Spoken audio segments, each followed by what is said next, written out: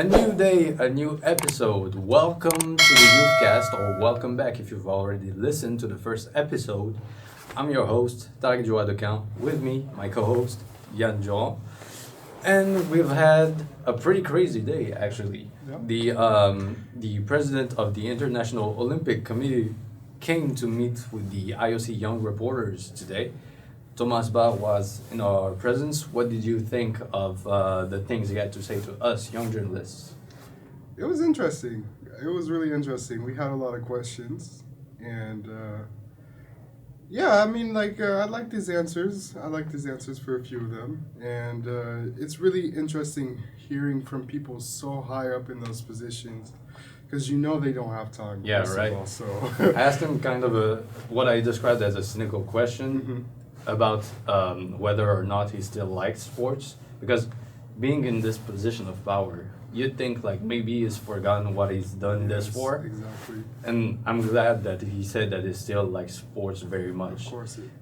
But before us, there was somebody else that got the chance to interact with the IOC president more directly, Right. and that is IOC reporter Yeon-Soo Park, who we gotten to talk about her experience right with us.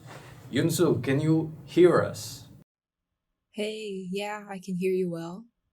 So Yeon-Soo, could you kind of describe what it felt like being in the presence of Thomas Bach, the IOC president, and what it felt like asking him questions? Well, I was nervous. When I heard that I was given the opportunity to have an interview with President Bach, I was nervous. I didn't know which questions to ask. I didn't know what to expect from him. So I was very nervous. But the mentors, especially Tracy and Yvonne, helped me a lot, making the questions and encouraged me a lot. So I gained a lot of confidence from them. And President Bach was a really nice person to talk to. I shouldn't have been that nervous because he was very warm and welcoming, and he answered very sincerely to my questions, which I appreciate a lot. Out of all the questions you asked, what did you find most interesting? What was your favorite response he had for one of your questions? One of the questions I asked President Bach was about the Korean model, which is how Korea, after the 1988 Seoul Olympics, could grow economically, and after 30 years we could host Pyeongchang 2018, and now in 2024 we're having the Winter Youth Olympic Games. So I thought the Korean model could apply to other developing countries in how they can grow economically after hosting the Olympics. But President Bach replied the reason to host the Olympics shouldn't be focused on economic development, but rather focusing on the Olympic movement. So that was interesting because I've never thought it from that point of view. Thank you, Yoon-Soo, and we really appreciate you taking your time and answering our questions. See you, Yeon-Soo. Now, let's move on to another topic. We've talked to a lot of young athletes, Yeah. right? So I'm interested, what have you gotten from, let's say, more experienced journalists? I mean, the experience of being in these Youth Olympics as a young reporter has been especially interesting, considering that there's all those older journalists that we get to meet in the interview zones, Right. in the workroom that is dedicated to us journalists. I feel like it's been really fun to just exchange with a lot of those people. Right. I don't have a particular memory. I do know that there's a guy named Phil from Canada Okay. who's been covering Team Canada's efforts during the Olympics, and it's always really fun to talk with him. For example, yesterday I saw him. I went to the figure skating venue, Okay. and I saw him there. Wasn't expecting it. He had this big camera, and I was like, "How do you do this? Yeah. How do you carry this camera for yeah. 12 hours a day?" For years. And he's even for and he's years. it gets harder sometimes. Of course. course. The camera looks like a hammer. I told them it looks like you could be at the cosplay convention and you got this camera as a hammer. Yep. And it's still so full of youth, even though like he's got experience, right? Yeah, right. And I don't know if you get it, but it kind of feels like the same with some of our mentors during this program as well, right? Of course, I understand. And to me, there's only one thing that makes people like continue in this space, because let's be honest, it's long hours, it's hard. Yeah. And there's only one thing that makes people continue, and to me, that's passion, right? And if you're not passionate about this, you're not going to be here carrying the camera for hours, or, you know, like every day waking up trying to find a new story, you know? So I really think you have to be passionate about it. And what I've loved from talking to other experienced journalists and everything is that with the Olympics, it's a family. Yeah. These are people that have been here for years. They know about some of those coaches because they were former athletes for some. Exactly. And it's all about coming back and seeing those people, getting to talk with them. And it's not even just about the athletes, but between journalists as well. Right. I know you got some people who were with you during the formation you followed in Paris. Yeah. And you got to meet with them again, just welcome them, or they welcomed you here. Exactly. Saying like, could you describe like kind of this experience? So, what should I describe my experience? Yeah, in your Paris? personal like experience in Paris 1st for the viewers and listeners. Okay. And then like get into what happened here. So basically, for Paris, we did a little, let's say, test event for the mountain biking. So they basically had us do what we're doing over here, which is take photos, try to find a story, and also like write an article. So that happened, and they decided to pick the two best to bring to South Korea, and I got picked by the grace of God. So yeah, now I'm here. By the grace of God. I hate you. Okay. No, but keep going though. So yeah, I got picked, and fortunately now I'm here, and now I'm back with our mentors. And yeah, it's been a blast for me, honestly. It's really been a blast. Yeah. I feel like I've learned a lot as well from like the Olympic broadcast services. They're like at every venue, Right. and they're kind of like the cornerstone of where you're supposed to go as a journalist. Yeah. You can always ask them for advice on how to take like pictures, where to position yourself, Right. and they've been really helpful as well. Speaking of the Olympic broadcast service, the CEO of that organization, Yes. Yiannis Exarchos, Yes. got to talk to us young reporters as well, like a few days before Thomas Bach came. And he gave us a really meticulous presentation of what the OBS, so Olympic Broadcast Service, shortened to OBS. He gave us a really meticulous presentation of what the OBS does and is planning to do for the forthcoming events. They've notably talked about the impact of AI, which is being put in place at this event and has been tried at ice hockey, right? Just quickly, I wanted to get like your thoughts on those trials on AI and what you think they're going to do for Paris as well. I mean, you know, if I'm to be honest, I'm not somebody who's really been into AI or really look into it, like, you know, but I can see that there is benefits for it, right? Because whether we like it or not, us as humans, sometimes we can be limited. And so if we could have that little extra aspect to help us in our life, I mean, I'm accepting of it, you know. And I've seen the work that they're putting in, like, you know, the games are going to be soon. So they've already started practicing, getting new methods on how to use cameras. Now they're going to use, for example, cinematic lenses. Yeah, they've been talking about the cinematic aspects of the game. Exactly, trying to get, and it's going to be fitting for a city like Paris, because it's really. I don't know about this one. Why not? I'm not a big fan of Paris as Why? a city. Really? Just living there, Okay, I or understand. living around. But you're the Frenchman, so I guess you're probably tired. I'm a hater. I guess. What can I say? I guess. But yeah, I seen that they're putting cinematic lenses to it, and I really think it could bring a different perspective of Paris, I guess, to our TV. So I'm all for it, If it's not gonna affect our jobs or something, I'm all for it. So yeah, why not?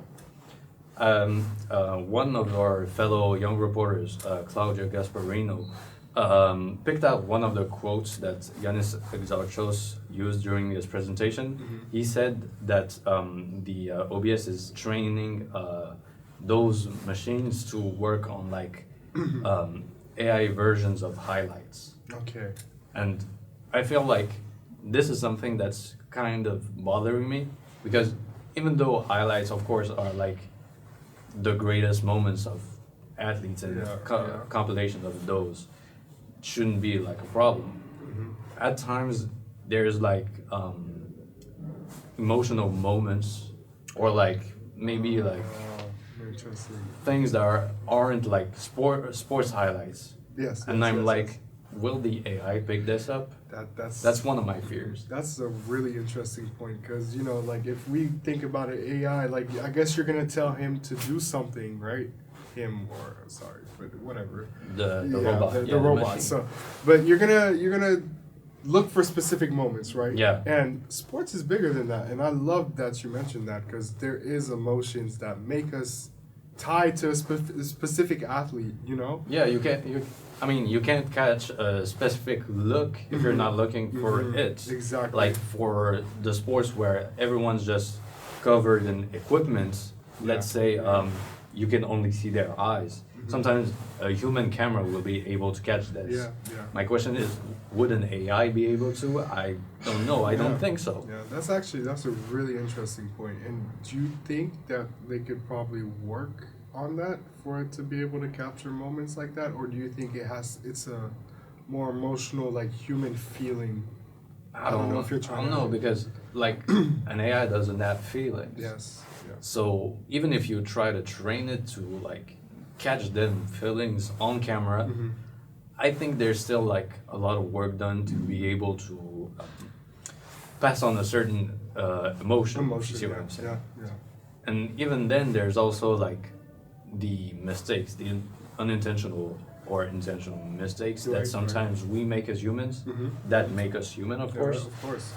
And I don't know, maybe we're gonna miss this with the AI. Of course, they're talking about saving energy and saving resources. Right.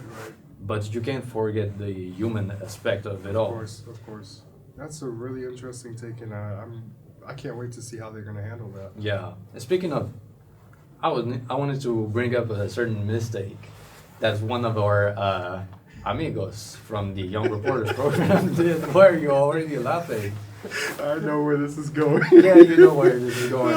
Okay. You know a certain Italian man named Christian Dufour, who's been editing our videos, by the way. Sorry, Christian. Good job, by the way. Yeah, you've been doing a pretty good job. And we kind of wanted to talk about that one time where you were in the OBS cameras and you got to cheering on Italy. Yeah. Does that bring Any memories? Yeah.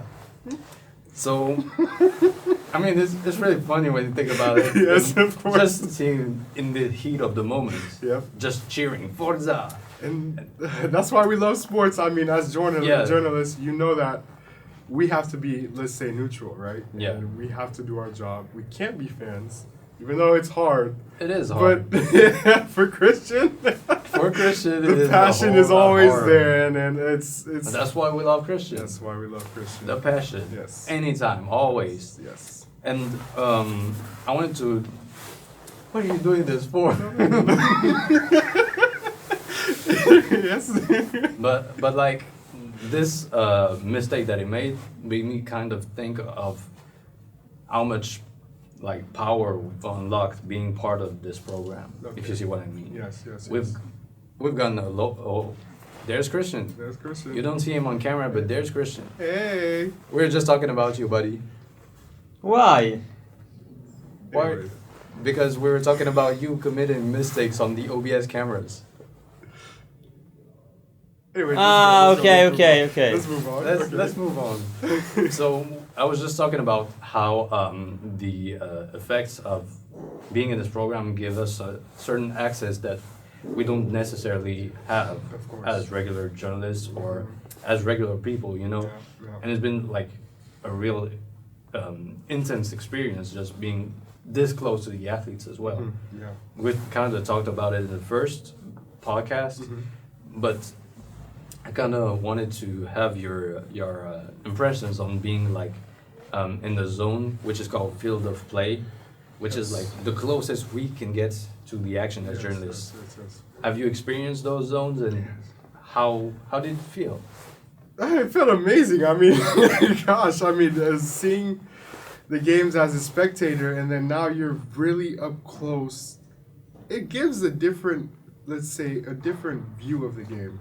You know, like, for example, ice hockey, you could see the ice just flying up, right, for example. And I don't know, like, I've really enjoyed it so far, and it's something I'd wish that a lot of other spectators could experience, because it really does give you a different viewpoint of the game. Yeah. And how the athletes, like, let's just say how the athletes perform, right?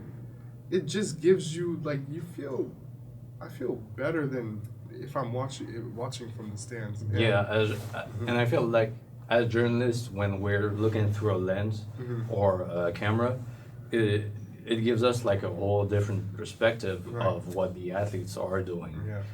Yesterday I was at the figure skating event for the men. There was a Swiss athlete who was competing, and at this point I was so focused on his performance and me trying to take the right pictures. It was like me, him, the music. That's all it was. Wow. And I wasn't expecting to feel those kind of emotions, going into figure skating.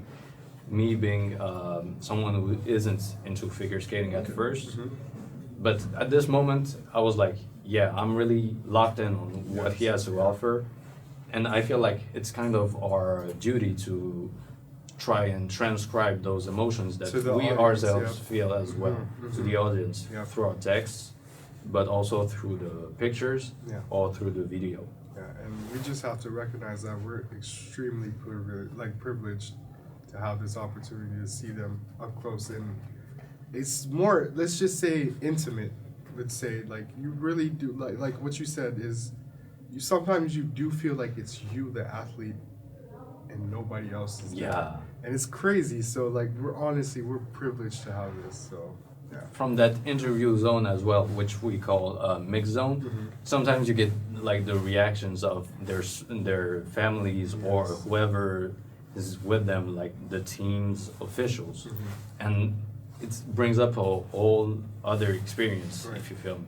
Yeah, I heard that you did an interview with Issa Laborde, and then you were able to talk to his family. So, how was it speaking to his mother? Like, what are the emotions you got from her? The funny thing is, I didn't know she was his mother at first. I thought she was just one of the Team Kenya's officials. But then she told me that she was his mother. And it's just something else, just seeing her smile and how proud she is to see her son thriving up in the Jungsong Resort. And I don't know, it's an incredible experience. It's one of one. You can't replicate this. Of course. I had that privilege too when I was I was doing a video and I was just trying to speak with random fans. And two of the fans that we got ended up being parents of the athletes.